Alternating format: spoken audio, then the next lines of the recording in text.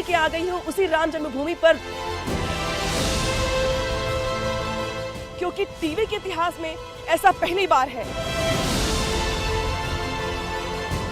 दिवाली है रामलला वाली, और शायद यही वजह है कि पूरे अयोध्या में जहां पर राम राम की धुन सुनाई दे रही है, तो मैं लेके आ गई हूँ उसी राम जन्मभूमि पर, जहां पे देख सकते हैं आप मेरे पीछे की बहुत टाइट सिक्योरिटी के बीच। तो वाकई में ये पहली बार ऐसा मौका है जब दीपोत्सव के मौके पर जिसके लिए पूरी दुनिया दिवाली मनाती है, उन भगवान के रामचंद्र जी के दरबार में मैं लेकर के आई हूँ आपको, और टाइट सिक्योरिटी के बीच इसलिए क्योंकि ऐसा बहुत कम होता है। आपने देखा होगा कि सालों साल जब लंबे अरसे तक लोगों ने इंतजार किया तो इसी बैरिकेडिंग से होते हुए लोगों को जाना पड़ता था। कई बार चेकिंग होती थी, लेकिन बावजूद इसके लोग जा नहीं पाते थे। लेकिन आज हम आपको लेके चल रहे हैं इस रास्ते से, और देखिए आपकी ये रास्ता कितना ज्यादा महत्वपूर्ण इसलिए क्योंकि ये रास्ता जाता है कंस्ट्रक्शन की तरफ, जहां पर राम मंदिर के निर्माण का कार्य चल रहा है। एक एक कर दरवाजे खुल रहे हैं, एक एक कर परतें खुल रही हैं। एक एक कर परतें खुलने के बाद ये देख पा रहे होंगे आप, हमारे दर्शक देख पा रहे होंगे कि किस तरीके से दीपोत्सव के मौके पर, जिस तरीके से पिछले 5 सालों में दीपोत्सव का ये भव्य कार्यक्रम किया जा रहा है। तो आपको तस्वीर वो भी याद होगी जब 5 अगस्त के दिन प्रधानमंत्री मोदी ने राम जन्मभूमि पर आकर राम मंदिर का शिलान्यास किया था। उसके बाद से लोगों के जहन में, राम भक्तों के जहन में बहुत सारे सवाल थे कि मंदिर के निर्माण का ऐलान तो हो गया, ट्रस्ट का गठन तो हो गया, शिलान्यास तो हो गया, लेकिन मंदिर का निर्माण कैसा हो रहा है, कैसा भव्य बनकर तैयार होगा। तो न्यूज़ 18 की टीम लेकर के आ गई है आपको उसी निर्माण स्थल पर, जहां पर देख पाएंगे आप मंदिर के कंस्ट्रक्शन की एक एक तस्वीर कि मंदिर कहां तक बनकर तैयार हुआ है। ये अपने आप में अद्भुत नजारा है। ये अपने आप में अद्भुत नजारा इसलिए है क्योंकि टीवी के इतिहास में ऐसा पहली बार है जब राम जन्मभूमि में जिस तरीके से मंदिर के निर्माण का कार्य चल रहा है, जहां पर बड़ी बड़ी मशीनें कोरोना काल में भी बंद नहीं हुई, लेकिन अब ये तस्वीर देख सकते हैं आप, हमारे दर्शक देख सकते हैं टीवी के जरिए कि किस तरीके से राम जन्मभूमि पर मंदिर के निर्माण का कार्य चल रहा है। और देखिए यहाँ पर सबसे बड़ी बात यह है कि जिस तरीके से दिवाली के मौके पर नए कपड़े पहने जाते हैं, तो यहाँ पर मंदिर के निर्माण के कार्य के लिए जो भी यहाँ पे टीम लगी हुई है, मजदूर लगे हुए हैं, उन सब ने दीपोत्सव 2021 की टी-शर्ट पहनी हुई है। यानी कि यहाँ पर मजदूर कम, कार्यकर्ता ज़्यादा लग रहे हैं ये, और राम भक्त ज़्यादा लग रहे हैं ये। देख सकते हैं आप एक एक तस्वीर की किस तरीके से अंदर बड़ी बड़ी मशीनें चल रही हैं, कंस्ट्रक्शन का काम हो रहा है। हमेशा हमारे साथ यहाँ पे बातचीत के लिए मौजूद है हमारे सहयोगी हैं, लंबे समय से अयोध्या में काम कर रहे हैं और बिल्कुल इसके बगल में रहते भी हैं। नीमस जी, कभी ऐसा मौका आया है, चूंकि आप लोग घर के बगल में रहते थे, निर्माण कार्य होता था, लेकिन बहुत बैरिकेडिंग से गुजरना पड़ता था आप लोगों को भी, आज ऐसा मौका, ऐसा नज़ारा, क्या जानकारी देंगे आप? बिल्कुल, ये बंदिशों की जगह है। यहाँ पर कभी आज तक 92 के बाद से फोटोग्राफी या वीडियोग्राफी वर्जित थी। शायद यही वजह थी कि इस वजह से ये पूरा क्षेत्र फोटोग्राफी वर्जित क्षेत्र था। और आज जिस तरीके से भव्य मंदिर का निर्माण हो रहा है, ये यूँ कहा जाए कि जो मौके पर जिस समय जो वस्तुस्थिति है वो मंदिर के बेस बन चुका है, प्लिंथ का निर्माण हो रहा है। हमारे साथ ट्रस्ट के अध्यक्ष भी हैं, अनिल जी हैं, अनिल मिश्रा जी हैं। अनिल मिश्रा जी, हमेशा आपसे मुलाकात होती है, बात होती है, और लेकिन जब भी मैं कहती थी कि सर मुझे दर्शन करवा दीजिए, तो आप कहते थे कि सिक्योरिटी के हालात अभी ठीक नहीं है, सिक्योरिटी के लिहाज से मना किया जा रहा है। आज लेकिन क्या जानकारी देंगे आप? निर्माण का कार्य, थोड़ा आगे बढ़ जाइए, निर्माण का जो कार्य है जो मैं देख पा रही हूँ, नींव देखिए आप, मुझे लगता है बनकर तैयार हो गई है क्या? आपने पहला प्रश्न जो कहा सिक्योरिटी के हालात ठीक नहीं, सिक्योरिटी के हालात बहुत अच्छे हैं। ये तो आप मुझे कहते ही थे कि सिक्योरिटी के लिए मना किया व्यवस्था है, उस व्यवस्था का पालन करना है। हाँ। निर्माण की जहाँ तक बात है, निर्माण का कार्य आप देख रही हैं, प्रक्रिया भी चल रही है। नींव की भराई का एक हिस्सा पूरा हो चुका है। ये हिस्सा मैं मान लूं कि पूरा हो गया, ये वाला? हाँ, ये पूरा नींव का पूरा काम पूरा हो चुका है। हाँ। इसके ऊपर अब प्लिंथ का निर्माण होना, प्लिंथ के लिए जो पत्थर आपको सामने दिखाई पड़ रहे हैं, अच्छा वो पत्थर, हाँ वही पत्थर इस पर ले आकर के फिट होंगे। उसके लिए टावर क्रेन की फिटिंग हो रही है, जो ये लगा है आप देख रही हैं। ऐसे एक इधर है, एक उधर है, एक वहाँ और लग रहा है।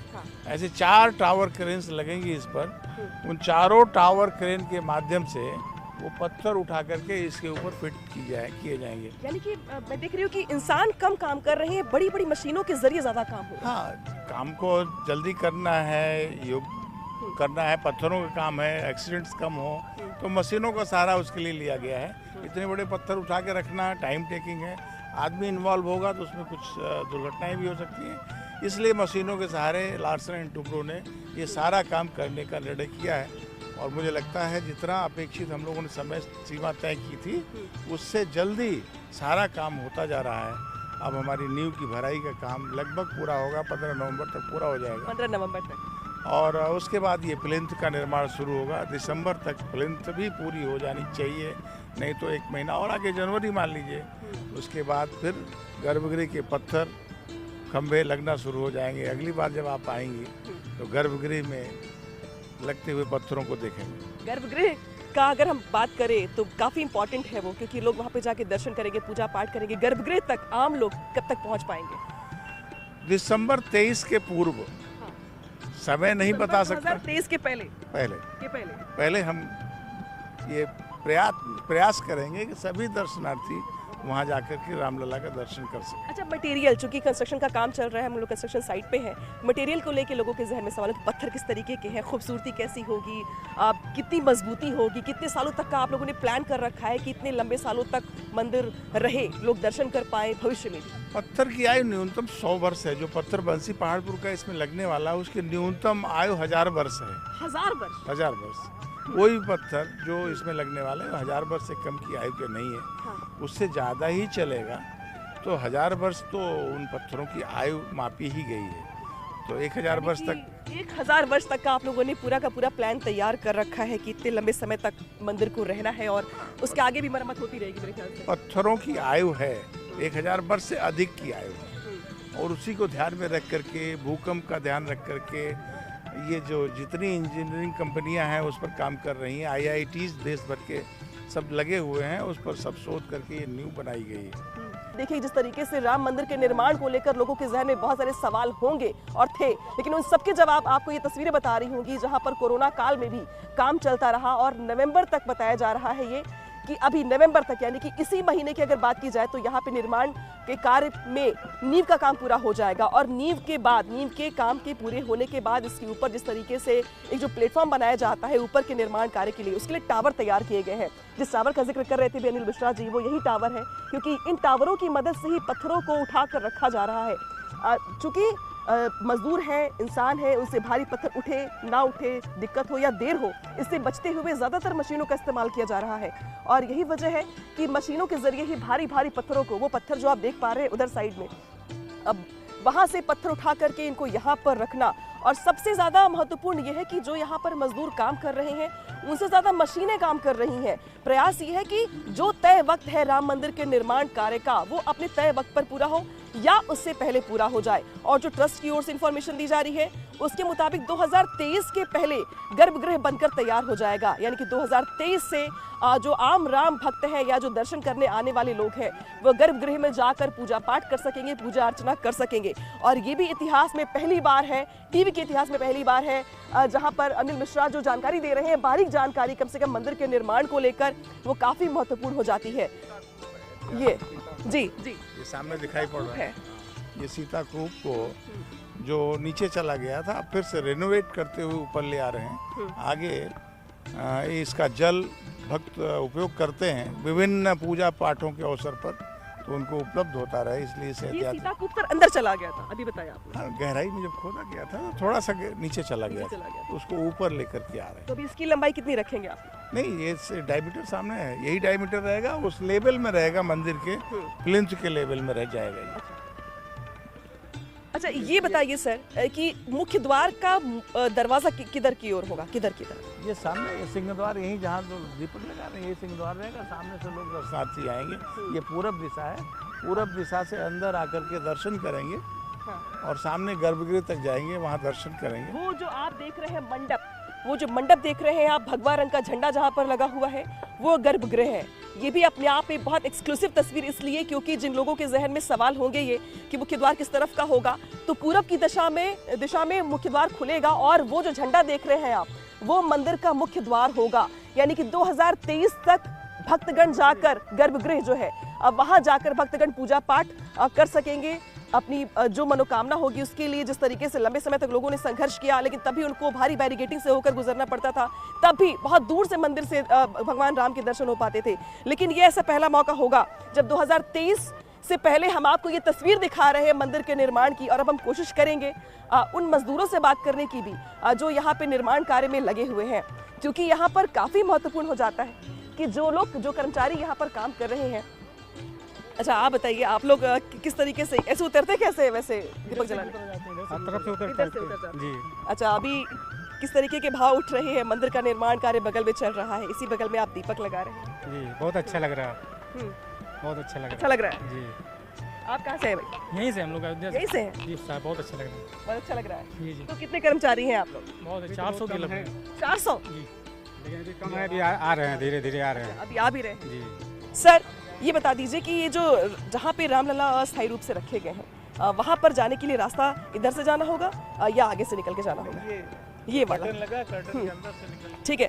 अब मैं दर्शकों को लेकर जाऊंगी उस जगह पे जहां पर रामलला को अस्थायी रूप से रखा गया है, जहां पर मुख्यमंत्री योगी आदित्यनाथ भी कई बार आकर पूजा पाठ कर चुके हैं। लेकिन अब मैं साक्षात भगवान रामचंद्र जी के दर्शन करवाऊंगी, क्योंकि वो राजा राम जो राम जन्मभूमि में मौजूद है, अस्थायी रूप से अभी उनको मंदिर के बिल्कुल सटे हुए रखा गया है, स्थापित किया गया है। अब मैं दर्शन करवाऊंगी आपको उनके, क्योंकि ये तस्वीर भी काफी महत्वपूर्ण हो जाती है। तो जिस तरीके से तैयारी यहाँ पर है, अब मैं दिखाऊंगी आपको और दर्शन करवाऊंगी राम जन्मभूमि पर मौजूद भगवान रामचंद्र जी के। और वैसे भी देखिए आपकी जिस तरीके से मंदिर के निर्माण का कार्य चल रहा है, उसके आसपास भी बहुत सारी चीजें तैयार करवाई जा रही हैं, जिसका जिक्र अनिल मिश्रा जी ने भी किया। जैसे सीताकूप थोड़ा अंदर चला गया था, उसका लेवल थोड़ा नीचे चला गया था खुदाई के वक्त, उसके बाद उसको ऊपर किया गया, 2.5 मीटर उसकी लेंथ की गई और अब उसको ऊपर किया जा रहा है।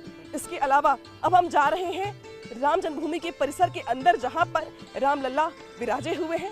और अब आज दीपोत्सव के दिन दर्शन करिए भगवान रामचंद्र जी के, क्योंकि जिस तरीके से मंदिर के निर्माण का कार्य चल रहा है, जब तक ये निर्माण कार्य चलता रहेगा तब तक भगवान रामचंद्र यहीं पर विराजे हुए हैं। और दर्शन करने के लिए अब मैं आपको दर्शन मार्ग पे लेकर के आ गई हूँ। ये है दर्शन मार्ग राम जन्मभूमि, और इसी के अंदर होते हुए अब हम दर्शन करने जा रहे हैं भगवान रामचंद्र जी के। देखिए आप ये जो तस्वीर देखिए आप, क्योंकि उस वक्त आपको जब याद होगा 5 अगस्त को मंदिर का शिलान्यास हुआ था, उस वक्त मुख्यमंत्री योगी आदित्यनाथ समेत तमाम अधिकारियों ने इसका निरीक्षण किया था। मुख्यमंत्री वैसे भी गाहे बगाहे हर महीने यहाँ पर आते रहते हैं, ये देखने के लिए कि मंदिर के निर्माण का कार्य कहाँ तक पहुँचा है, कितना काम हुआ है, कितना अपडेशन है उसमें। लेकिन आज जिस तरीके से तस्वीर हम आपको दिखा रहे हैं, वो बताने के लिए काफ़ी है कि नवंबर तक निर्माण का कार्य पूरा हो जाएगा और नवंबर के बाद 2023 तक गर्भगृह बनकर तैयार हो जाएगा। यानी कि जो राम भक्त हैं वो दर्शन कर सकेंगे भगवान रामचंद्र जी के। और अब मैं राम दरबार में पहुंच चुकी हूँ। ये है राम दरबार।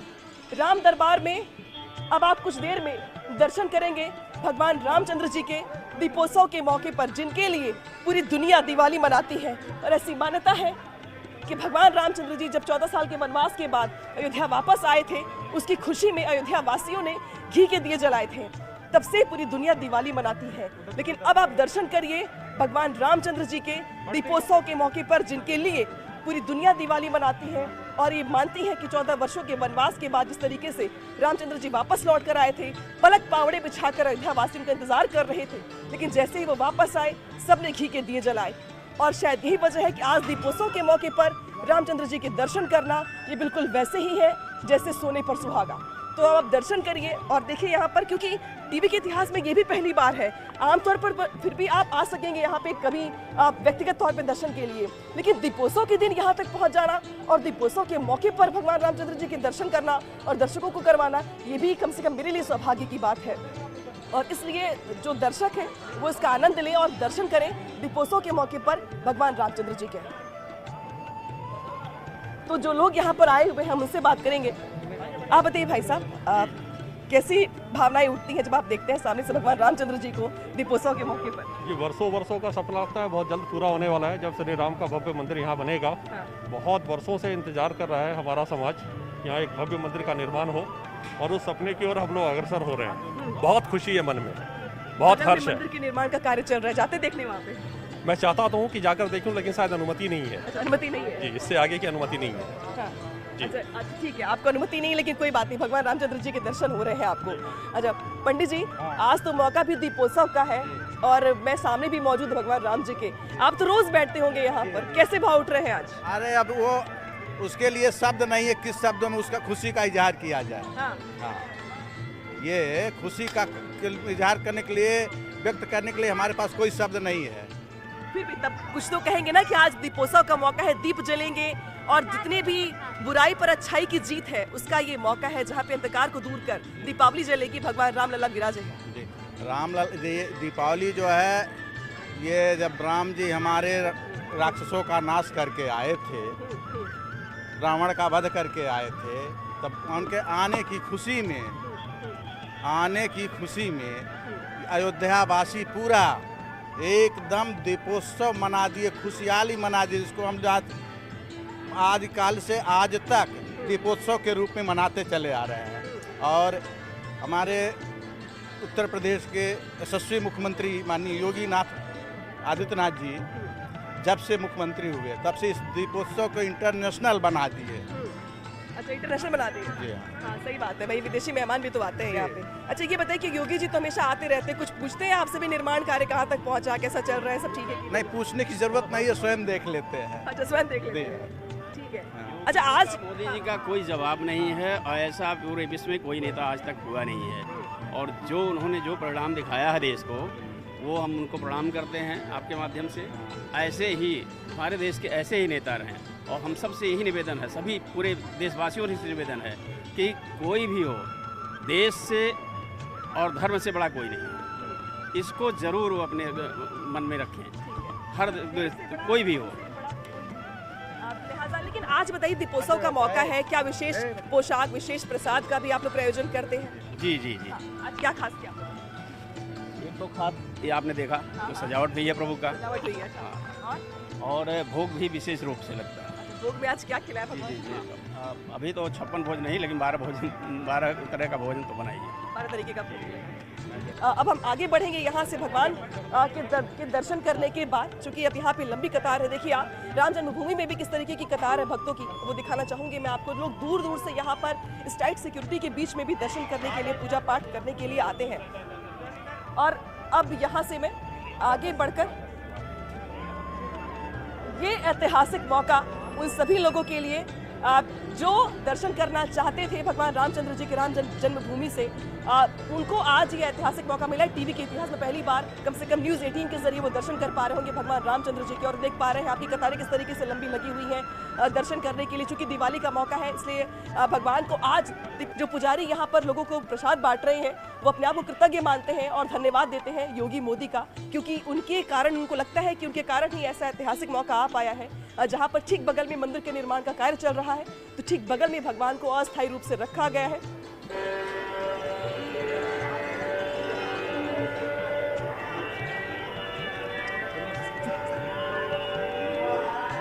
तो यहाँ पर अब जिस तरीके से हमारा सफर यहीं पे दर्शन करवाने के बाद खत्म हो रहा है, अब इस सफर को खत्म करने के साथ ही हम राम जन्मभूमि परिसर से बाहर की तरफ निकल रहे हैं। सुरक्षा के लिहाज से हमें जिस तरीके से एहतियात बरतते हुए सिक्योरिटी जो है हमें बाहर लेकर के अब जा रही है, चूंकि हमें मना किया जा रहा है, क्योंकि सिक्योरिटी का ये जो रास्ता है अब हमें दिखाने के लिए मंजूरी नहीं है, क्योंकि ये सिक्योरिटी के लिए भी ठीक नहीं होगा। इसलिए अपने सफर को मैं यहीं पर खत्म करूंगी। लेकिन दीपोत्सव के मौके पर भगवान राम के दर्शन करने के साथ ही न्यूज़ 18 के पूरे परिवार की ओर से सभी प्रदेशवासियों को दीपोत्सव की बहुत बहुत शुभकामनाएं।